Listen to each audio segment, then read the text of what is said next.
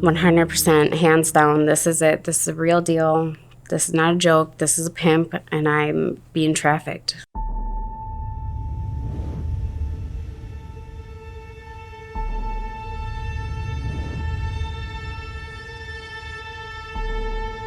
The problem is definitely significant. Milwaukee is a known hub for human trafficking.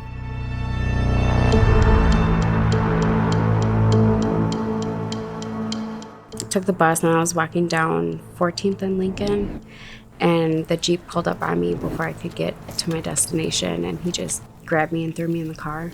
And I tried to go out one door, and he grabbed my face, and next thing I know, I woke up in the hotel room.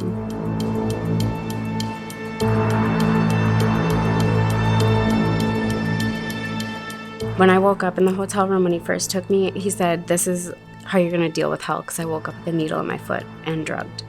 So really that next day, like transitioning from being sober back to him giving us drugs, is when I realized that this is literally a movie.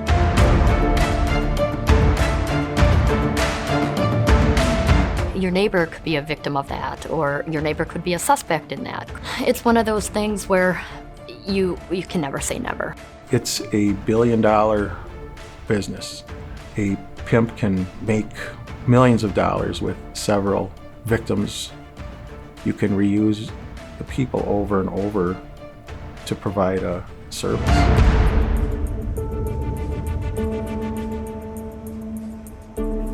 I had felt like a bad dream, like a sick joke. And I just remember repeating to myself, like, it'll be over soon, it'll be done. You're okay, this isn't real, wake up.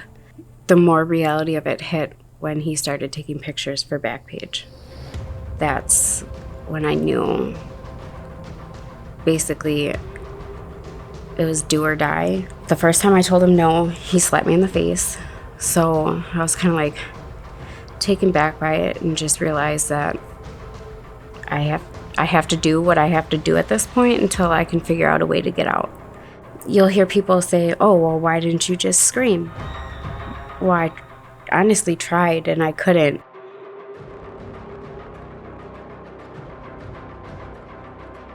I think it's all over Milwaukee. So if you, in Milwaukee on the south side, there are two corridors, or two or three corridors that are significant, and as well as on the north side in the city.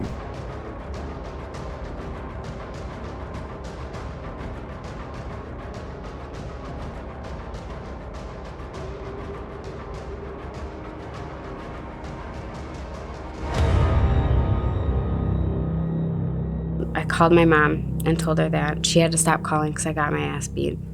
And I told her just like that, like, you have to stop, I gotta go, and I hung up. So she called my brother. Thankfully, my brother didn't take it as a joke. And he called his friend. We have a friend on Racine County Sheriff's Department, and he helped ping my phone and find me, and then I met up with Milwaukee Police Department.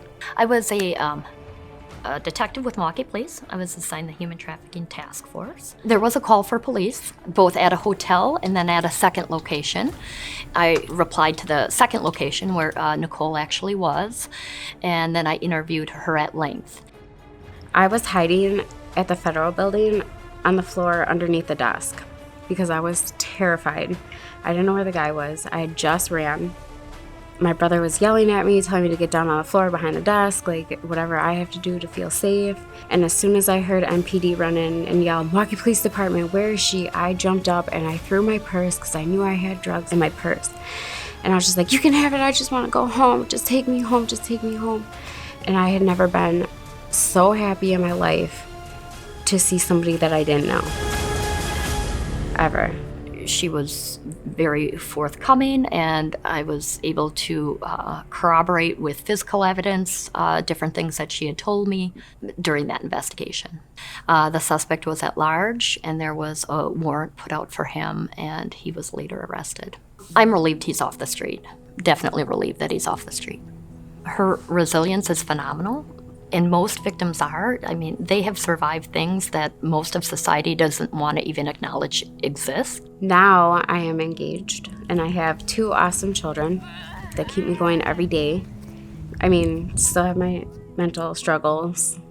So now it's just keeping the mentality of I got this and I want to help other people. She has had struggles, and but you know, she is dealing with them, working through them, and she's doing a great job. There's younger girls going missing every day, and even boys are starting to go missing. And being a mom now, I couldn't imagine finding out this happened to my kids. Be aware of your surroundings. It happens in suburban areas, happens in the inner city, it happens in the country. Now that you have been educated on human trafficking in Wisconsin, you have seen the impact this is having on people in our own community.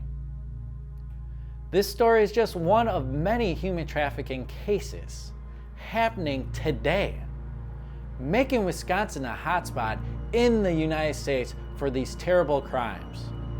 Share this video and you can be the change against human trafficking. The good news is, we are fighting hard to end this. And there are 2 very easy ways you can help. 1, get involved. We are always in need of volunteers and donors for events. We need to support the victims as they recover from the terrible injustice they have lived through. 2, it starts with educating yourself and your loved ones. Listen closely as his father talks with his daughter on how to spot the signs of human trafficking so she can stay safe in today's world.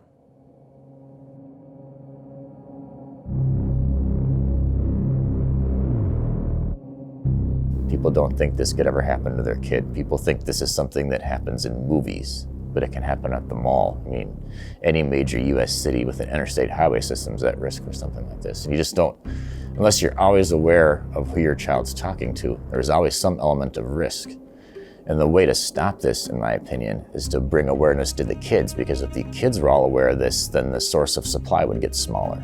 I feel like a lot of people are thinking this is never gonna happen to me type thing, and people need to be more aware about this and like what can actually happen just like in like a snap of a finger. I believe approaching it from that angle is very effective, because you can talk to parents all you want to, but you don't know if the kids are having the conversation with their parents. But if you talk to the kids and the kids are aware, and some shock value is brought into the situation as to how easy this can happen. Once children become self-aware, once they get to an age around 11 or 12, and they start to become fully self-aware and actualized about their surroundings, I think you have to have very pointed and very explicit conversations about what can potentially happen to them should they not heed warnings.